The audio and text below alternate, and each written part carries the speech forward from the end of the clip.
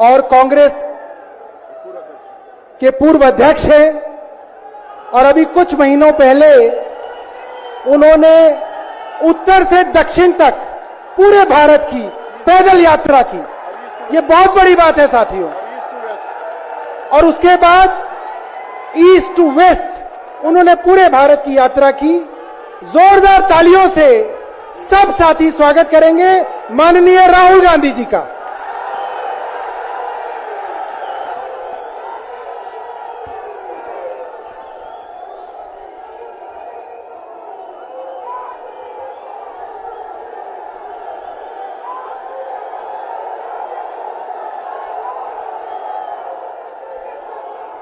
Stage पे India गठबंधन के वरिष्ठ नेता खारगे जी, सोनिया जी, शरद पवार जी,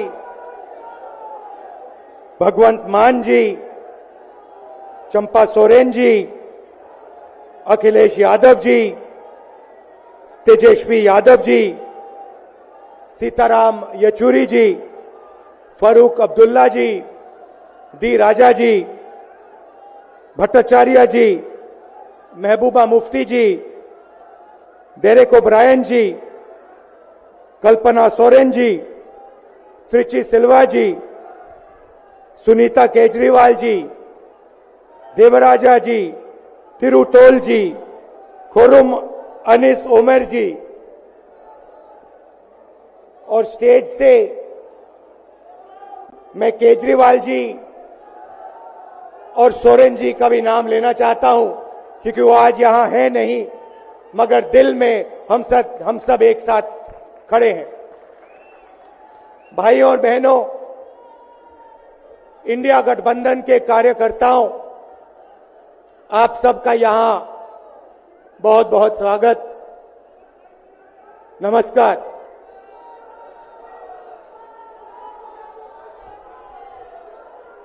आजकल आईपीएल के मैच चल रहे हैं, देखते हो आप लोग। मैच फिक्सिंग शब्द सुना है आपने? सुना है? जब बेईमानी से एम्पायर पर दबाव डालकर प्लेयर को खरीदकर कैप्टन को डराकर मैच जीता जाता है। क्रिकेट में उसको मैच फिक्सिंग कहा जाता है। हमारे सामने लोकसभा का चुनाव है। अंपायर किसने चुने? नरेंद्र मोदी ने। हमारी टीम में से मैच शुरू होने से पहले 2 खिलाड़ियों को अरेस्ट करके अंदर कर दिया। तो भाइयों और बहनों, ये जो चुनाव हो रहा है, नरेंद्र मोदी जी इस चुनाव में मैच फिक्सिंग करने की कोशिश कर रहे हैं। ये जो उनका 400 सीट का नारा है, ये बिना ईवीएम के,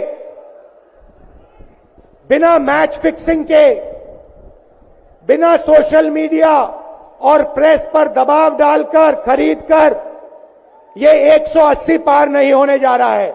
सब मिलाकर आप देखिए, कांग्रेस पार्टी विपक्ष की सबसे बड़ी पार्टी है। हमारे सारे के सारे बैंक अकाउंट बंद कर दिए गए हैं। चुनाव के बीच में देश की सबसे बड़ी ऑपोजिशन की पार्टी के सारे अकाउंट बंद कर दिए। हमें कैंपेन चलाना है, हमें लोगों को प्रदेशों में भेजना है, पोस्टर लगवाने हैं, सारा का सारा जो हमारे रिसोर्सेज हैं, बैंक अकाउंट बंद कर दिए गए। तो ये कैसा चुनाव हो रहा है? नेताओं को धमकाया जाता है, पैसे देकर सरकारों को गिराया जाता है, नेताओं को जेल में डाला जाता है। केजरीवाल जी को, सोरेन जी को ये पूरी की पूरी मैच फिक्सिंग करने की कोशिश की जा रही है। और ये मैच फिक्सिंग सिर्फ नरेंद्र मोदी नहीं कर रहे हैं, ये मैच फिक्सिंग नरेंद्र मोदी और हिंदुस्तान के 3-4 सबसे बड़े अरबपति मिलकर कर रहे हैं। यह सच्चाई है। और यह मैच फिक्सिंग क्यों हो रही है? भाइयों और बहनों, इसका सिर्फ एक लक्ष्य है कि हिंदुस्तान का संविधान, जिसने इस देश के गरीब लोगों को भविष्य दिया, सपने देखने का हक दिया, उस संविधान को हिंदुस्तान के गरीब जनता से के हाथ से छीनने के लिए यह मैच फिक्सिंग की जा रही है। और मैं आपको बताना चाहता हूं कि जिस दिन यह संविधान खत्म हो गया, उस दिन यह हिंदुस्तान नहीं बचेगा। इसको पुलिस से, धमकी से नहीं चलाया जा सकता है। यह जो संविधान है, हिंदुस्तान की जनता की आवाज है, हिंदुस्तान के दिल की धड़कन है। इसको जिस दिन खत्म कर दिया गया, उस दिन यहां पे हिंदुस्तान नहीं बचेगा। अलग अलग स्टेट हो जाएंगे, हिंदुस्तान नहीं बचेगा। यही इनका लक्ष्य है। ये सोचते हैं कि संविधान के बिना धमकाकर, डराकर police, CBI, ED, income tax department के साथ देश चलाया जा सकता है। ये सोचते हैं मीडिया के बिना देश चलाया जा सकता है। आप मीडिया को खरीद सकते हो, आप मीडिया को दबा सकते हो, आप मीडिया के रिपोर्टर्स का मुंह बंद कर सकते हो, मगर आप हिंदुस्तान की आवाज को नहीं दबा सकते हो। इस आवाज को कोई नहीं दबा सकता। दुनिया में कोई ताकत नहीं है जो इस आवाज को दबा सकती है। भाइयों और बहनों, बीजेपी के एमपी ने कहा कि जैसे ही हम चुनाव जीतेंगे, मैच फिक्स करके 400 सीटें जीतेंगे, वैसे ही हम संविधान को बदल देंगे, संविधान को रद्द कर देंगे। ये ऐसे ही नहीं बोला गया। ये टेस्ट करने के लिए, आइडिया टेस्ट करने के लिए बीजेपी के एमपी ने बोला है। ये लड़ाई संविधान को बचाने की लड़ाई है। जैसे अखिलेश जी ने कहा, संविधान चला जाएगा, गरीबों के हक चले जाएंगे, आरक्षण चला जाएगा, और जो आपका धन है, गरीबों का धन है, किसानों का धन है, मजदूरों का धन है, वो 5-6 लोगों के हाथ में चला जाएगा। नोटबंदी की, जीएसटी लागू किया। मुझे बताइए, जीएसटी से, नोटबंदी से किस गरीब व्यक्ति को फायदा हुआ? किस छोटे दुकानदार को फायदा हुआ? किस किसान को फायदा हुआ? किस बेरोजगार युवा को फायदा हुआ? किसी को नहीं। 40 साल से सबसे ज्यादा बेरोजगारी हिंदुस्तान में आज है। 1% लोगों के पास हिंदुस्तान का पूरा धन 22 लोग हैं, जितना धन उतने उनके हाथ में है उतना ही धन 70 करोड़ लोगों के हाथ में है। ये संविधान को क्यों मिटाना चाहते हैं? क्योंकि आपका धन जो है आपसे छीनना चाहते हैं।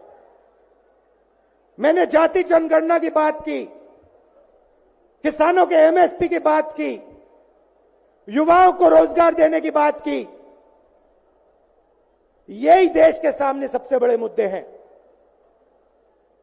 मगर एक बात याद रखिए,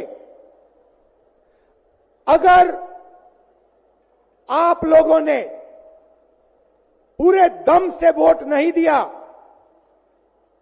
तो इनकी मैच फिक्सिंग कामयाब हो जाएगी।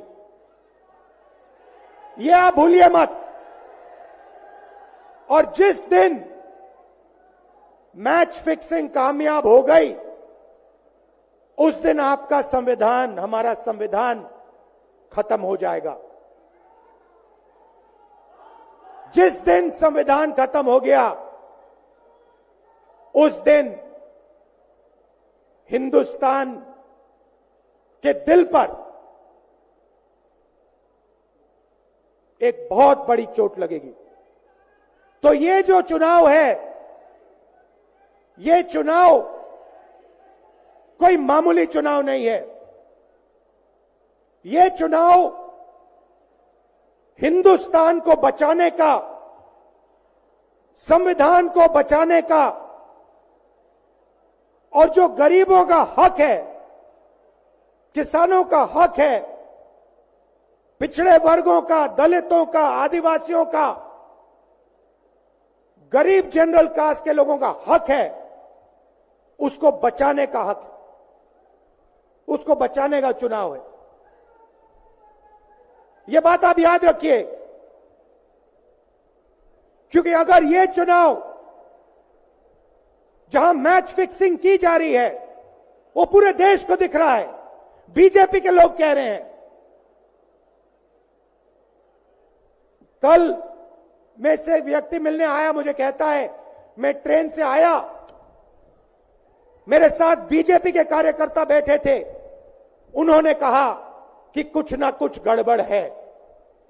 यह सच्चाई है। इलेक्शन कमीशन के लोगों को नरेंद्र मोदी जी ने बैठाया, दो नेताओं को, दो चीफ मिनिस्टरों को जेल में डाला। चुनाव से कुछ ही महीने पहले अगर डालना था तो 6 महीने बाद डाल देते, 6 महीने पहले डाल देते। नहीं, चुनाव से 2-3 महीने पहले 2 चीफ मिनिस्टर को डालना था। आपने हमारे बैंक अकाउंट बंद किए। बैंक अकाउंट बंद करने थे, 6 महीने पहले करते, 1 साल पहले करते, 6 महीने बाद करते, कोई फर्क नहीं पड़ता।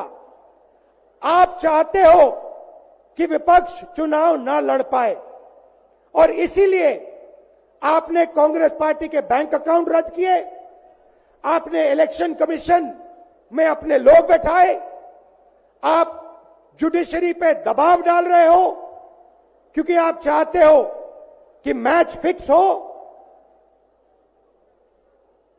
संविधान रद्द किया जाए और आप सत्ता में रहो।